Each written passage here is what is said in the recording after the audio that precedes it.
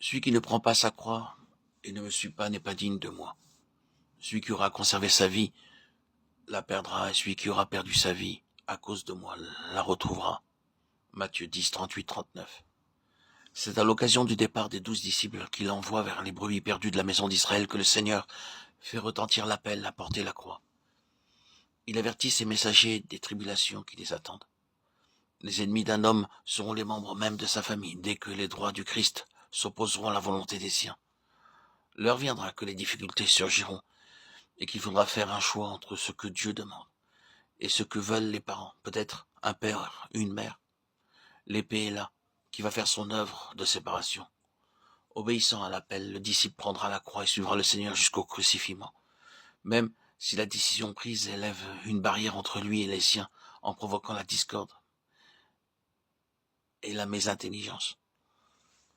Nous sommes tellement habitués à comprendre l'expression prendre sa croix dans le sens d'être préparé aux épreuves de cette vie qu'il y a danger à ce que nous oublions le sens original, qui est de se préparer à aller jusqu'au crucifixion.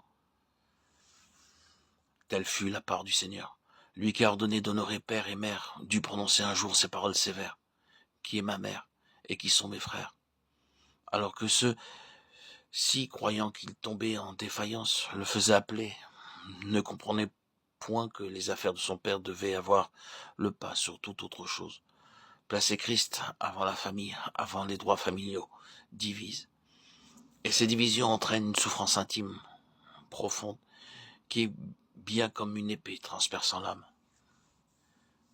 L'élément charnel, psychique de l'affection est alors détruit. L'âme purifiée s'ouvre à l'amour divin, sous l'action du Saint-Esprit.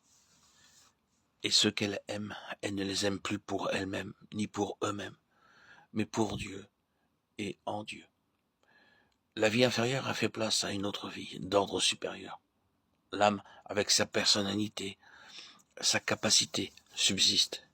Mais maintenant, elle reçoit l'impulsion de l'Esprit de Christ, dernier Adam, qui habite l'Esprit, au lieu d'être animé de la vie animale héritée du premier Adam. 1 Corinthiens 15, 45, 48. Dans l'évangile de Luc, l'action de la croix sur les affections psychiques humaines est mieux définie. Elle est décrite avec plus d'énergie.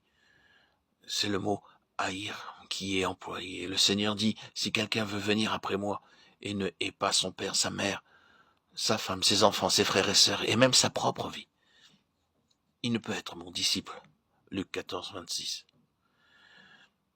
Ici encore, le mot grec est psouké.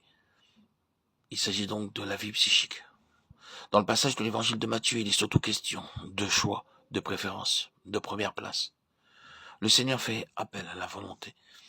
Il faut choisir entre lui et les membres de la famille et lui donner la première place dans le cœur. Sinon, le servir est impossible. Cette idée est exprimée par les mots « plus que moi ». Mais dans Luc, c'est surtout sur l'action du disciple que le Seigneur met l'accent. Une décision virile concernant l'élément naturel, psychique, des affections. Il faut haïr sa vie, psouké, pour que les affections soient purifiées, sanctifiées. Le disciple qui veut suivre pas à pas le Seigneur haïra donc sa vie, pour que dans le domaine des affections, elle soit séparée de l'esprit. En échange de cette vie qu'il est, qu'il perd, de propos délibérés, le disciple trouve une vie plus pure, plus puissante dans le domaine spirituel. Il est fait participant de la vie de Christ. Et il connaît à son tour cet amour insondable dont le Christ a aimé le monde. Amour pur, désintéressé, où le moi n'a plus de place. Et c'est de cette façon, en Christ, qu'il aime à son tour les siens.